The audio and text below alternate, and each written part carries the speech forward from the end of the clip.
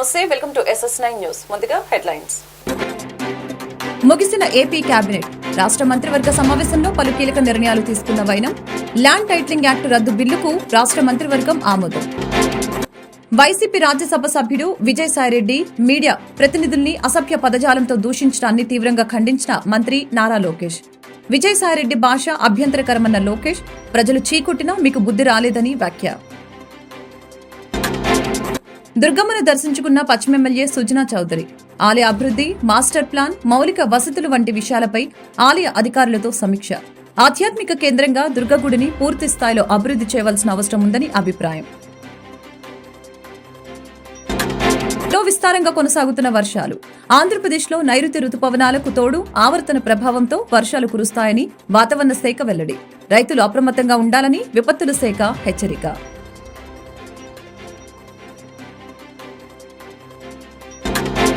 నా సెంటర్లోని women's college సమస్యల్ని మరియు అక్కడ విద్యార్థుల సమస్యల్ని అడిగి తెలుసుకున్న గుంటూరు తూర్పు నియోజకవర్గ శాసనసభ్యులు మహమ్మద్ నజీర్, గుంటూరు తూర్పు నియోజకవర్గ సమన్వయకర్త డాక్టర్ శనక్కాల ఉమాశంకర్. రాష్ట్ర మంత్రివర్గ సమావేశంలో పలు కీలక నిర్ణయాలు తీసుకున్నారు. ల్యాండ్ టైటిలింగ్ యాక్టు రద్దు బిల్లుకి రాష్ట్ర మంత్రివర్గం ఆమోదం తెలిపింది. గత ప్రభుత్వ హయాంలో ప్రవేశపెట్టిన ఓటాన్ అకౌంట్ బడ్జెట్ గడువుపై చర్చ జరిగింది. ముఖ్యమంత్రి చంద్రబాబు అధ్యక్షతన ఏపీ కేబినెట్ ముగిసింది. ల్యాండ్ టైటిలింగ్ యాక్ట్ రద్దు బిల్లుకు రాష్ట్ర మంత్రివర్గం ఆమోదం తెలిపింది. సచివాలయంలో ముఖ్యమంత్రి చంద్రబాబు అధ్యక్షతన భేటీ అయిన మంత్రివర్గం దాదాపు 2 గంటల పాటు వివిధ అంశాలపై చర్చించింది. ఉచిత ఇసుక విధానం జీవోకు కేబినెట్ ఆమోదం ముద్ర వేసింది. పౌర సరఫరాల శాఖ ఇటీవల తీసుకున్న 2,000 కోట్ల రూపాయల రుణానికి సంబంధించి రాటిఫికేషన్ కు మంత్రివర్గం నిర్ణయం తీసుకుంది. టేబుల్ అజెండాగా మరికొన్ని అంశాలపైన కేబినెట్ చర్చించింది. అధికారంలోకి వచ్చే 2 నెలలు గడిచిన దృష్ట్యా పనితీరుపైన కేబినెట్లో సమీక్షించారు. ప్రజల నుంచి వస్తున్న ఫీడ్బ్యాక్ పైన సమావేశంలో చర్చించారు. వైసీపీ రాజ్యసభ సభ్యుడు విజయసాయిరెడ్డి మీడియా ప్రతినిధుల్ని అసభ్య పదజాలంతో దూషించడాన్ని మంత్రి నారా లోకేష్ తీవ్రంగా ఖండించారు. విజయసాయిరెడ్డి భాష అభ్యంతరకరంగా ఉందని లోకేష్ ప్రస్తావించారు. ప్రజలు చీకొట్టినా మీకు బుద్ధి రాలేదని తీవ్ర వ్యాఖ్యలు చేశారు. వైసీపీ రాజ్యసభ సభ్యుడు విజయసాయిరెడ్డి నిన్న ప్రెస్ మీట్ లో మీడియా ప్రతినిధుల్ని ఉద్దేశిస్తూ ఆడిన భాషపై విమర్శలు వెల్లువెత్తుతున్నాయి. ఒక మహిళా అధికారితో విజయసాయిరెడ్డికి అక్రమ సంబంధం ఉందనే ప్రచారం జరుగుతున్న నేపథ్యంలో ఆయన మీడియా సమావేశం నిర్వహించారు. ఈ సందర్భంగా ఆయన మీడియా ప్రతినిధుల్ని అరే ఒరై అంటూ మాట్లాడారు. విజయసాయిరెడ్డి వాడిన పదజాలంపై ఏపీ మంత్రి నారా లోకేష్ ఎక్స్ వేదికగా మండిపడ్డారు. విజయసాయిరెడ్డి గారు, మీపై వచ్చిన ఆరోపణలపై వివరణ ఇచ్చేందుకు పెట్టిన ప్రెస్ మీట్లో మీరు వాడిన భాష తీవ్ర అభ్యంతరకరంగా ఉందని లోకేష్ తెలిపారు. మీడియా ప్రతినిధుల్ని అసభ్య పదజాలంతో మీరు దూషించడాన్ని తీవ్రంగా ఖండిస్తున్నానని చెప్పారు. పెద్దల సభ ప్రతినిధిగా ఉన్న మీకు తాను మంచి మర్యాదల గురించి చెప్పవలసిన అవసరం లేదని అన్నారు. మీకు అధికారం పోయినా అహంకారం మాత్రం ఇంకా తగ్గలేదని విమర్శించారు. 5 ఏళ్ల వైసీపీ పాలనలో మీ భాష, ప్రవర్తన, అవినీతి, అరాచకం చూసి ప్రజలు చీకొట్టినా ఇంకా మీకు బుద్ధి రాలేదా అని తీవ్ర వ్యాఖ్యలు చేశారు. ఈ మారెళ్ల వంశీ అనేటటువంటి వాడు, ఆంధ్రజ్యోతి వెంకటకృష్ణ, టీవీ5 సాంబడు, వాళ్ళ పుట్టుక మీదనే నాకు అనుమానం ఉంది. నేను ఈరోజు చెప్తా ఉన్నా పత్రికాముఖంగా, ఒరేయ్ మీ పుట్టుక మీదనే నాకు అనుమానాలు ఉన్నాయిరా. ఆరోపణలు చేయడం కాదు, బ్లాక్మెయిల్ చేయడం కాదు, డబ్బులు సంపాదించడం కాదు, మనిషై పుట్టిన తర్వాత సమాజానికి సేవ చేయడం రా ముఖ్యం. మీలాగా డబ్బు సంపాదించుకొని మీ యొక్క స్వలాభం కోసం మీరు ఆనందాన్ని పొందడం కాదురా. నేను ఒక్కటే అడుగుతా ఉన్నా, ఇదేనంటరా మీ జర్నలిస్టిక్ విలువలు? ఇదేనా మీ జర్నలిస్టిక్ విలువలు? ఆధ్యాత్మిక కేంద్రంగా దుర్గగుడిని పూర్తి స్థాయిలో అభివృద్ధి చేయవలసిన అవసరం ఉందని విజయవాడ పశ్చిమ ఎమ్మెల్యే సుజనా చౌదరి అభిప్రాయం వ్యక్తం చేశారు. అమ్మవారి దర్శనం అనంతరం ఆలయ అభివృద్ధి, మాస్టర్ ప్లాన్, మౌలిక వసతులు వంటి విషయాలపై ఈవో రామారావు అధికారులతో ఆయన ఇంద్రకీలాద్రిపై వేంచేసి ఉన్న శ్రీ దుర్గామల్లేశ్వర స్వామి వారిని విజయవాడ పశ్చిమ నియోజకవర్గం ఎమ్మెల్యే సుజనా చౌదరి దర్శించుకున్నారు. అనంతరం ఆలయ అభివృద్ధిపై దేవస్థానం ఈవో రామారావు ఆలయ అధికారులతో సమీక్ష నిర్వహించారు. ఈ సందర్భంగా ఎమ్మెల్యే సుజనా చౌదరి మాట్లాడుతూ ఆధ్యాత్మిక కేంద్రంగా పూర్తి స్థాయిలో అభివృద్ధి చేయవలసిన అవసరం ఉందని తెలిపారు. అమ్మవారిని దర్శించుకోవడానికి వచ్చే భక్తులకు మౌలిక వసతులు పూర్తి స్థాయిలో కల్పించేందుకు దుర్గగుడిలో సమస్యల పరిష్కారానికి ప్రత్యేక ప్రణాళిక అవసరమని తెలిపారు.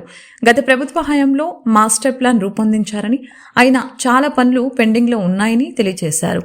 సమస్యల పరిష్కారం కోసం ఆర్థిక పరిస్థితిపై మరొకసారి రివ్యూ చేస్తామని తెలిపారు. సమీక్ష సమావేశంలో ఈవో రామారావుతో పాటు దేవస్థానం, ఇంజనీరింగ్, పలు విభాగాల అధికారులు పాల్గొన్నారు. ఈరోజు దుర్గమ్మ తల్లి దర్శనం చేసుకున్నాక ఈవో రామారావు గారి ఆధ్వర్యంలో వాళ్ళ ఇంజనీర్స్, వాళ్ళ స్టాఫ్ అందరితో కలిసి వాళ్ళ యొక్క పరిస్థితి ఏమిటి, మౌలిక సదుపాయాల సమస్యలు ఏమిటి, భక్తులకు ఏమేమి సమస్యలు ఉన్నాయి, తర్వాత ఈ భక్తులు రావటం వలన ట్రాఫిక్ సమస్యలు కూడా చాలా ఎక్కువగా ఉన్నాయని చెప్పి నా నోటీసులోకి వచ్చింది. వాటికి ఆ సమస్యల్ని పరిష్కరించడానికి ఏమేమి మార్గాలు ఉన్నాయనే దాని మీద ఇంతకుముందు ప్రభుత్వం అంటే 2014 నుంచి 19 లోపల ఉన్న ప్రభుత్వంలో కూడా కొన్ని మాస్టర్ ప్లాన్లు తయారు చేయడం జరిగింది. కానీ దురదృష్టవశాత్తు ఆ తర్వాత ఆ మాస్టర్ ప్లాన్లు కొన్ని అయ్యారు, కొన్ని కాలేదు. ఏదైనప్పటికీ చాలా పెండింగ్ పనులు ఉన్నాయి. వీటికి పర్మనెంట్గా ఇంద్రకీలాద్రి ఆధ్యాత్మిక క్షేత్రం కింద దీన్ని ఎలా డెవలప్ చేయాలనే దాని మీద ఎవరితో సంప్రదించాలి అనేది డిస్కస్ చేయడం జరిగింది. ప్రస్తుతానికైతే మాత్రం ఇంకా చాలా పనులు ఉన్నాయి. క్యూ కాంప్లెక్స్లు ప్లస్ పార్కింగ్ ఏరియాస్ కట్టవలసిన అవసరం ఉంది. మళ్ళీ ఇంకొక రోజు ఫైనాన్షియల్ రివ్యూ చేసి ఓవరాల్ పరిస్థితి చూసి ఎండోమెంట్ మంత్రి గారితో కూడా మాట్లాడి దీన్ని ముందుకు ఎలా తీసుకెళ్లాలనేది ఆలోచిస్తాం. ఏదేమైనప్పటికీ కనకదుర్గమ్మ దర్శనానికి వస్తున్న భక్తులు ఇంకా కొంతకాలం ఓపిక పట్టి డెఫినెట్గా కొన్ని ఇబ్బందులు ఉంటాయి. వీలైన త్వరగా అవన్నీ కూడా ఆ ఇబ్బందుల్ని తొలగించే విధంగా పనిచేస్తామని చెప్పి మరొకసారి చెప్తున్నాను. సార్, ఇంతకుముందు దేవాదాయ శాఖ మంత్రి పుట్టి సత్యనారాయణ 300 రూపాయలు ఉండేది అమ్మవారి దర్శనం మంత్రాలయం. ఇప్పుడు 500 చేశారు. అప్పుడు నేను అడిగినప్పుడు దసరా వరకు ఉంచుతామండి అన్నారు. దాన్ని కంటిన్యూ చేశారు. ఇప్పుడు భక్తులు చాలా మంది ఇబ్బంది పడుతున్నారు. దీనికోసం ఒకసారి ఆలోచిస్తున్నాం. తప్పకుండా ఫైనాన్షియల్ రివ్యూ చేసిన రోజు అది చేస్తారు. ఒక వారం రోజుల్లో మళ్ళీ చెప్పా కదా, ఈరోజు మౌలిక సదుపాయాల గురించి చేసాము. ఫైనాన్షియల్గా ఏం కావాలి ఏంటనేది ఆర్థిక పరిస్థితులను బట్టి చూద్దాం. 500 చేయడానికి గల కారణం ఏంటి, తగ్గించాలంటే అవసరమా ఏంటనేది. భక్తులకు నిజంగా ఇబ్బంది ఉంటే మాత్రం తప్పకుండా నేటి నుంచి 3 రోజుల పాటు ఆంధ్రప్రదేశ్ లో విస్తారంగా వర్షాలు కురుస్తాయని వాతావరణ శాఖ అధికారులు వెల్లడించారు. ఆంధ్రప్రదేశ్ లో నైరుతి రుతుపవనాలకు తోడు ఆవర్తనం ప్రభావంతో వర్షాలు కురుస్తాయని వాతావరణ కేంద్రం చెప్పింది. రైతులు జాగ్రత్తలు తీసుకోవాలని ఆంధ్రప్రదేశ్ విపత్తుల నిర్వహణ సంస్థ సూచించింది. నైరుతి రుతుపవనాల కారణంగా ఇప్పటికే 2 తెలుగు రాష్ట్రాల్లో జోరు వానలు కురుస్తూ ఉన్నాయి. నేటి నుంచి 3 రోజుల పాటు తెలుగు రాష్ట్రాల్లో విస్తారంగా వర్షాలు కురుస్తాయని వాతావరణ శాఖ అధికారులు వెల్లడించారు. నైరుతి రుతుపవనాలు బలపడటానికి తోడు అల్పపీడన ప్రభావంతో ఆంధ్రప్రదేశ్, తెలంగాణ రాష్ట్రాల్లో మోస్తారు నుంచి భారీ వర్షాలు కురుస్తాయని చెప్పారు. ఈ వర్షాలు ఈ రోజు నుంచి 5 రోజుల పాటు పలు జిల్లాల్లో వర్షాలు కురుస్తాయని తెలియజేశారు. ఏపీకి భారీ వర్ష సూచన చేసింది వాతావరణ శాఖ. రాష్ట్రంలో అల్లూరి సీతారామరాజు, ఎన్టీఆర్, కృష్ణా, ఏలూరు జిల్లాలకు ఆరెంజ్ అలర్ట్ ను అమరావతి వాతావరణ శాఖ జారీ చేసింది. ఇక ఏపీలో మిగిలిన జిల్లాలకు ఎల్లో అలర్ట్ జారీ చేసింది. నేడు రేపు కోస్తా జిల్లాలో భారీ వర్షాలు కురిసే అవకాశం ఉంది. అలాగే రాయలసీమలో తేలికపాటి నుంచి ఓ మోస్తరు వర్షాలు కురుస్తాయని హెచ్చరించింది. పిడుగులతో కూడిన భారీ వర్షాలు పడే అవకాశం ఉన్న నేపథ్యంలో అధికారులు అప్రమత్తంగా ఉండాలని సూచించారు. గంటకు 30 నుంచి 40 కిలోమీటర్ల వేగంతో ఈదురు గాలులు వీస్తాయని తెలిపింది. భారీ వర్షాల నేపథ్యంలో మత్స్యకారులు వేటకి వెళ్లవద్దని సూచించారు. జిల్లాలో ప్రజలు ఎదుర్కొంటున్న వివిధ సమస్యల పరిష్కారానికి కొత్తగా ఎన్నికైన ప్రభుత్వం చొరవ చూపాలని సిపిఎం జిల్లా కార్యదర్శి పాసిన్ రామారావు కోరారు. మంగళవారం నగరంలోని బ్రాడీపేటలో గల సిపిఎం కార్యాలయంలో ఏర్పాటు చేసిన మీడియా సమావేశంలో ఆయన మాట్లాడారు. ఎన్నికల ముందు కూటమి ప్రభుత్వం తాము అధికారంలోకి వస్తే ప్రజా సమస్యల పరిష్కారానికి పూనుకుంటామని హామీ ఇచ్చారని గుర్తు చేశారు. జిల్లాలో గుంటూరు ఛానల్ను పరచూరు వరకు పొడిగించేందుకు నిధులు కేటాయించాలని అన్నారు. అదేవిధంగా జిల్లాలో ప్రభుత్వ భూముల్లో నివాసం ఉంటున్న ప్రజలకు ఇళ్ల పట్టాలు ఇవ్వాలని విజ్ఞప్తి చేశారు. ఈ సమావేశంలో సిపిఎం జిల్లా నాయకులు ఈమని అప్పారావు, కె నళినీకాంత్, అజయ్ కుమార్, బైరగాని శ్రీనివాసరావు పలువురు పాల్గొన్నారు. ముఖ్యంగా జిల్లాలో ఒక 7-8 సమస్యలు ప్రజలు ఎదుర్కొనేటువంటి సమస్యలు ఉన్నాయి. అందులో ఒకటి ముఖ్యమైనటువంటిది గుంటూరు ఛానల్ని పర్చూరు వరకు పొడిగించాలని చెప్పేసి గత అనేక సంవత్సరాలుగా ఆందోళన జరుగుతూ ఉంది. ఆ ఆందోళనకి చంద్రబాబు నాయుడు గారు పెదనందిపాడు వచ్చినప్పుడు మేము ఖచ్చితంగా అధికారంలోకి వస్తే నిధులు కేటాయిస్తామని చెప్పారు. ఆ గుంటూరు ఛానల్కి సంబంధించి గుంటూరు ఛానల్ని పర్చూరు దాకా పొడిగిస్తే 50,000 ఎకరాలకు సాగునీరు, తాగునీరు అందుద్ది.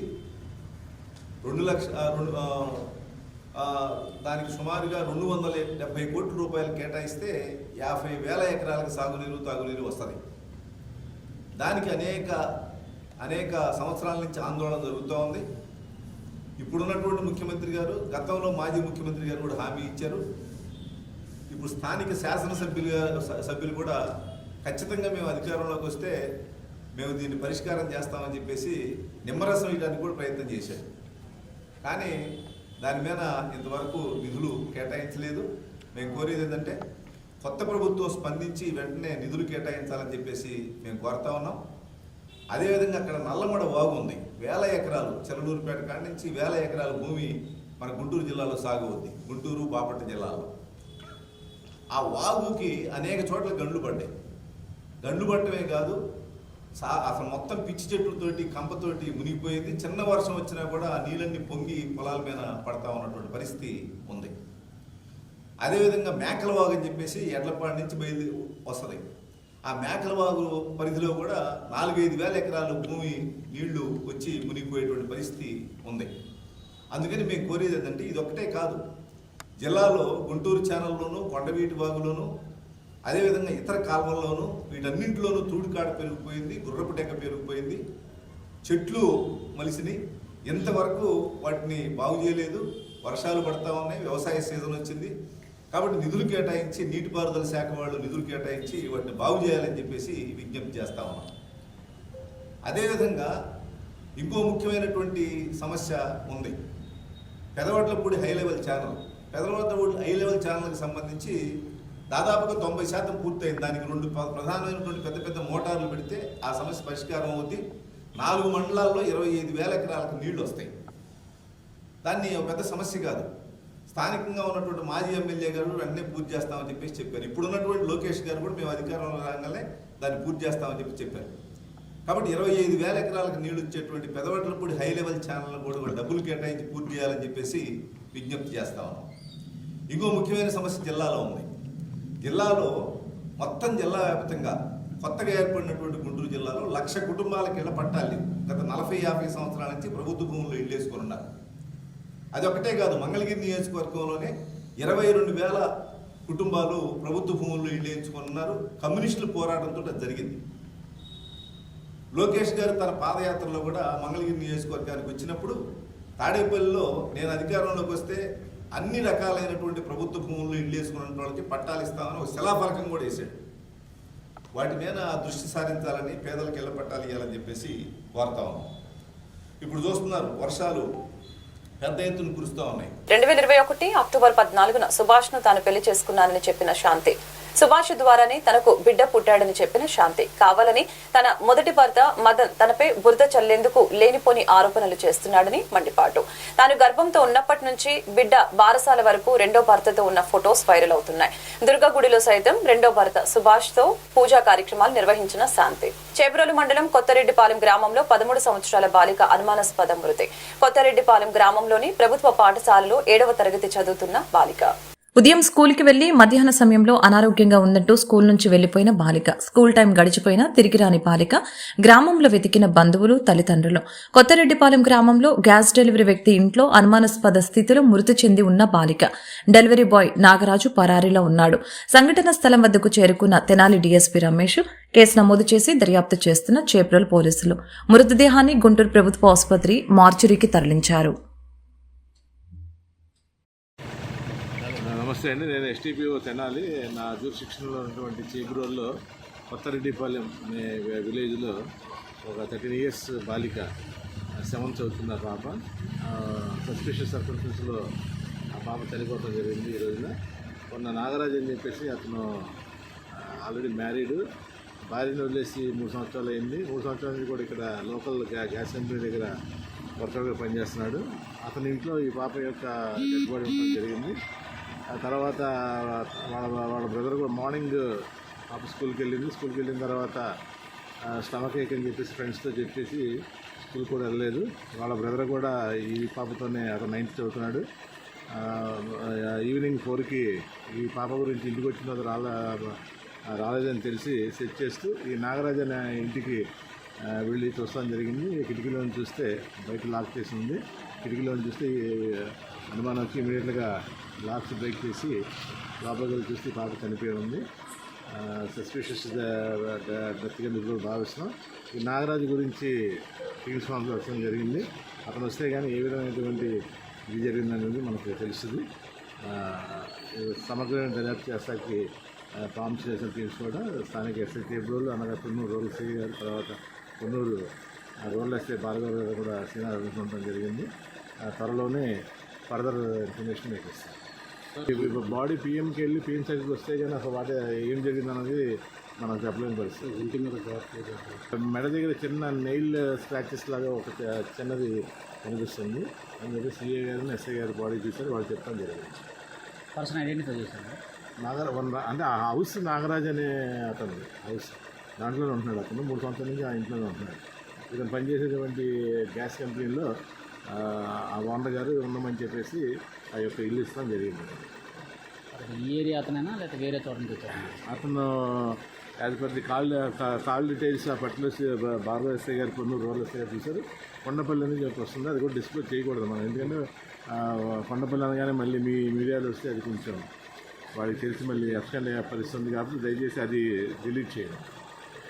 ఓకే.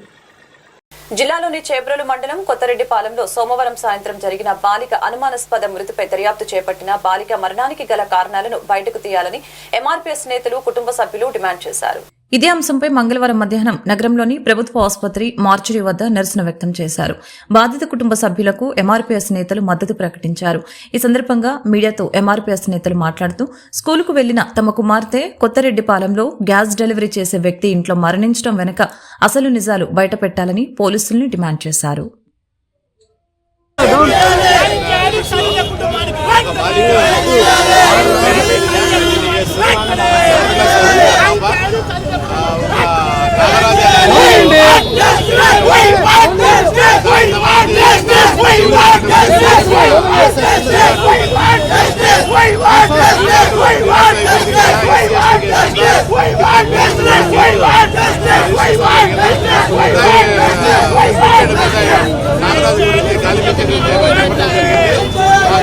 గౌరవ ఎస్పీ గారి డ్యూటీ అయిపోయిన ఆధ్వర్యంలో ఇన్స్పెక్టర్ నేతృత్వంలో టీమ్స్ కూడా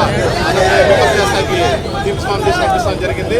నిన్న ఎఫ్ఐఆర్ 6:30కి ఎఫ్ఐఆర్ అయిన అవగానే టీమ్స్ కూడా అన్ని జిల్లాల్లో కూడా పంపించడం జరిగింది. రాత్రి గుంటూరు టౌన్లో అన్ని లాజిస్టిక్ చేస్తాం జరిగింది. అలాగే విజయవాడ సిటీలో కూడా లాజిస్టికింగ్, తర్వాత ఆ ఫీడ్ సిస్టంలో ఉన్నటువంటి కంట్రోల్ తెప్పిస్తాం జరిగింది. అయితే ఈ ఫ్రీక్వెంట్గా ఇతను ఒక నెంబర్లో టచ్లో ఉన్నాడు, వెళ్ళిపోతూ కూడా ఆ నెంబర్ మిస్డ్ కాల్ వచ్చింది. ఆ నెంబర్ గురించి కూడా చింతపల్లి ఏజెన్సీ 300 కిలోమీటర్లు ఉంటుంది. అక్కడ కొన్నూరు రూరల్ సిఐ గారి టీం కూడా ఇప్పుడు అక్కడ ఉంది. త్వరలోనే ముద్దాయిని మేము పికప్ చేస్తే ఫర్దర్ డీటెయిల్స్ పంపిస్తాం. ఈ రోజు ఉదయం నార్త్ సెంట్రల్లోని ఉమెన్స్ కాలేజీ సమస్యల్ని మరియు అక్కడ విద్యార్థుల సమస్యల్ని తెలుసుకునేందుకు గుంటూరు తూర్పు నియోజకవర్గ శాసనసభ్యులు మహమ్మద్ నసీర్, గుంటూరు తూర్పు నియోజకవర్గ సమన్వయకర్త డాక్టర్ శనక్కాయల ఉమాశంకర్ సందర్శించడం జరిగింది.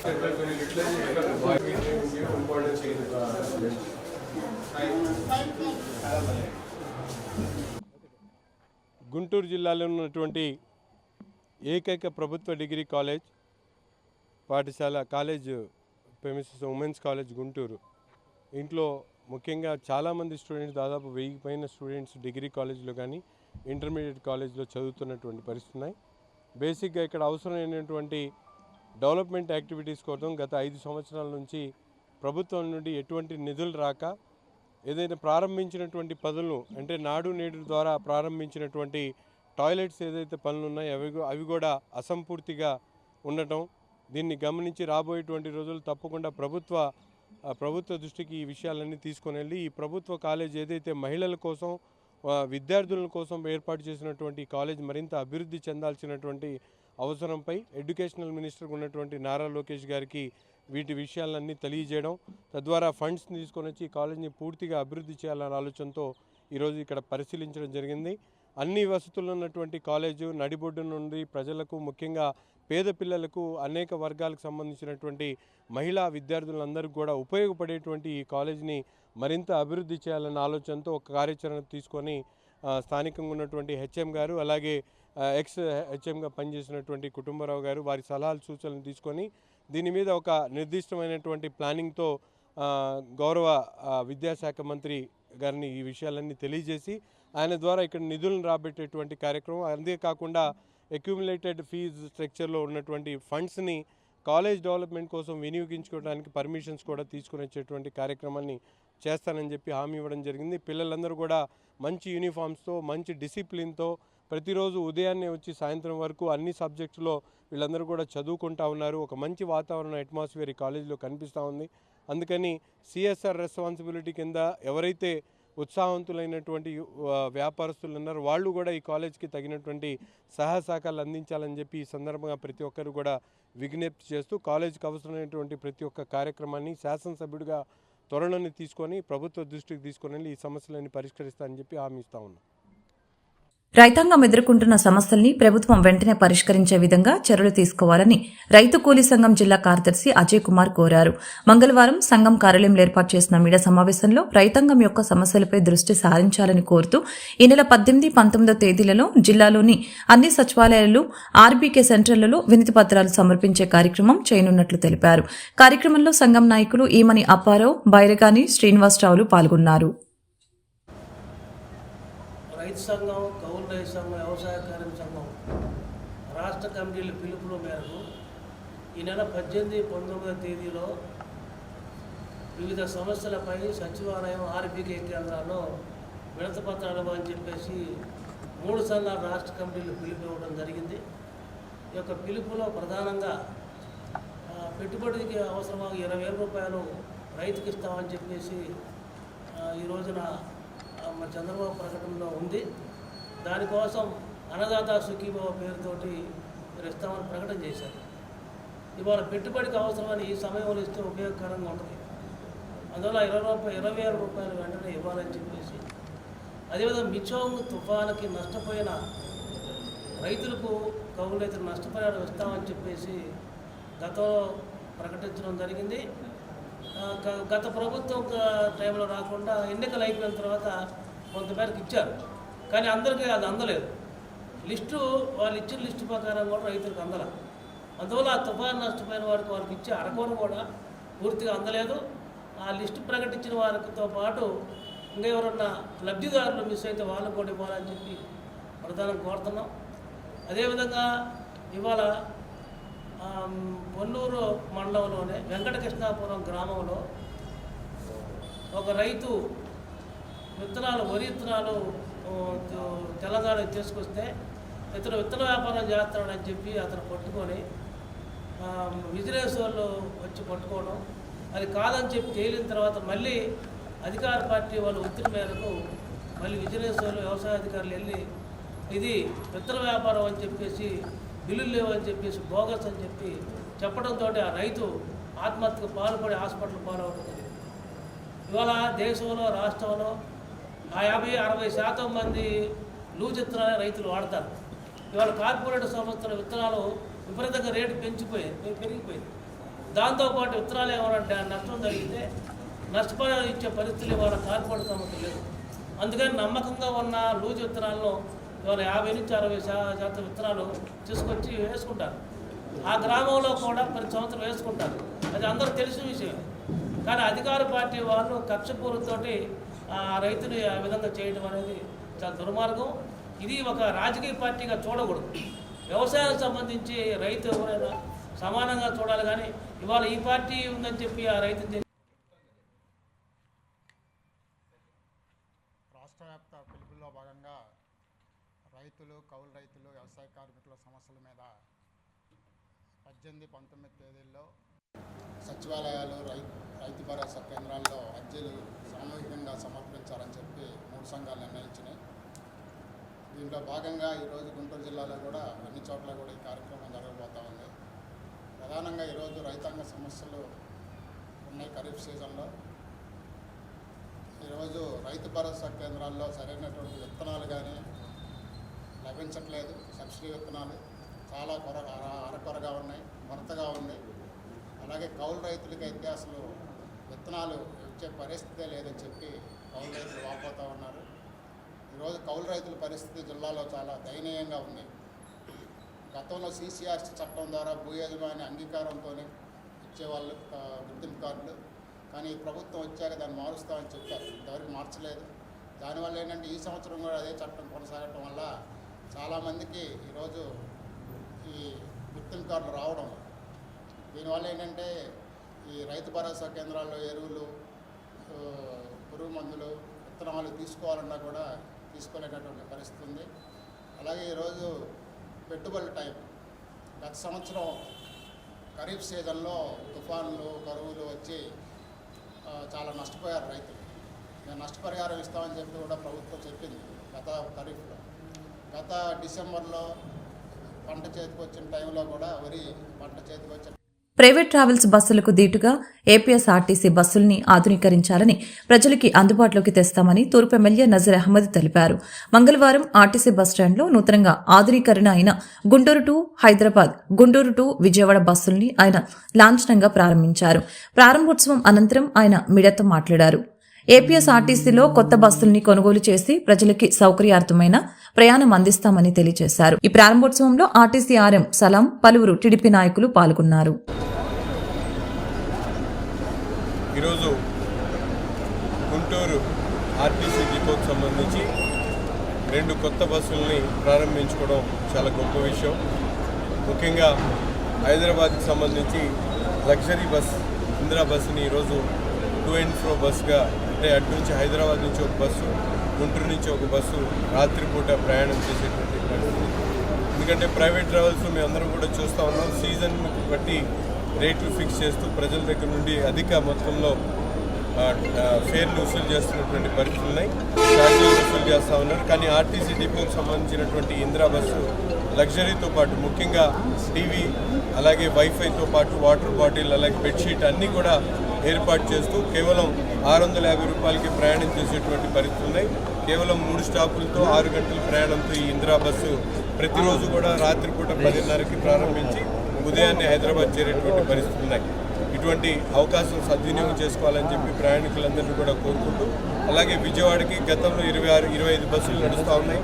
కొత్తగా నాన్ స్టాప్ లగ్జరీ బస్సు ఒకటి ఈరోజు ప్రారంభించుకోవడం జరిగింది. అది కూడా కన్వీనియంట్గా, చాలా పర్ఫెక్ట్గా ఆడియోతో పాటు కూర్చోడానికి కన్వీనియంట్గా ఉన్నటువంటి బస్సును ఏర్పాటు చేసుకోవడం చాలా గొప్ప విషయం. ఆర్టీసీ అభివృద్ధి చెందుతూ గతంలో కన్నా ఇప్పుడు అనేక రకాలుగా వసతులు, సదుపాయాలు కల్పించేటువంటి క్రమంలో ఆర్టీసీ సిబ్బంది యావత్తు కూడా పనిచేస్తూ ఉన్నారు. వారికి ప్రభుత్వం తరపు కూడా అన్ని విధాలు కూడా అవకాశాలు ఉన్నటువంటి ప్రతి ఒక్క దాంట్లో కూడా ఎంప్లాయీస్ సహకరిస్తూ ఇంకా ఆర్టీసీని మరింత ప్రజలకు చేరువ చేయడానికి వారికి అవసరమైనటువంటి సదుపాయాలు కల్పించేటువంటి క్రమంలో, అలాగే నగరంలో ట్రాఫిక్ సమస్య ఇబ్బంది లేకుండా ఆర్టీసీ వాళ్ళకు కూడా ఒక క్రమబద్ధీకరణ చేసేటువంటి విధంగా వాళ్ళతో సమాధానం చేస్తూ రాబోయేటువంటి రోజుల్లో నగరంలో ఉన్నటువంటి ప్రతి ఒక్కరు కూడా ఆర్టీసీ సదుపాయాలని సద్వినియోగం చేసుకోవాలని చెప్పి ఈ సందర్భంగా కోరుతూ, ముఖ్యంగా ఆర్టీసీ డిపోకు సంబంధించినటువంటి స్టాఫ్ అందరూ కూడా హృదయపూర్వకమైనటువంటి ధన్యవాదాలు తెలుపుతా ఉన్నాం. శుభాకాంక్షలు కూడా తెలుపుతాం. వార్తలు ముగించే ముందు ముఖ్యాంశాలు మరొకసారి. ముగిసిన ఏపీ కేబినెట్ రాష్ట్ర మంత్రివర్గ సమావేశంలో పలు కీలక నిర్ణయాలు తీసుకున్న వైనం ల్యాండ్ టైటిలింగ్ యాక్ట్ రద్దు బిల్లుకు రాష్ట్ర మంత్రివర్గం ఆమోదం. వైసీపీ రాజ్యసభ సభ్యుడు విజయసాయిరెడ్డి మీడియా ప్రతినిధుల్ని అసభ్య పదజాలంతో దూషించడాన్ని తీవ్రంగా ఖండించిన మంత్రి నారా లోకేష్. విజయసాయిరెడ్డి భాష అభ్యంతరకరమన్న లోకేష్, ప్రజలు చీకొట్టినా మీకు బుద్ధి రాలేదని వ్యాఖ్య. దుర్గమ్మను దర్శించుకున్న పశ్చిమ ఎమ్మెల్యే సుజనా చౌదరి ఆలయ అభివృద్ధి, మాస్టర్ ప్లాన్, మౌలిక వసతులు వంటి విషయాలపై ఆలయ అధికారులతో సమీక్ష. ఆధ్యాత్మిక కేంద్రంగా దుర్గగుడిని పూర్తి స్థాయిలో అభివృద్ధి చేయవలసిన అవసరం ఉందని అభిప్రాయం. విస్తారంగా కొనసాగుతున్న వర్షాలు. ఆంధ్రప్రదేశ్లో నైరుతి రుతుపవనాలకు తోడు ఆవర్తన ప్రభావంతో వర్షాలు కురుస్తాయని వాతావరణ శాఖ వెల్లడి. రైతులు అప్రమత్తంగా ఉండాలని విపత్తుల శాఖ హెచ్చరిక.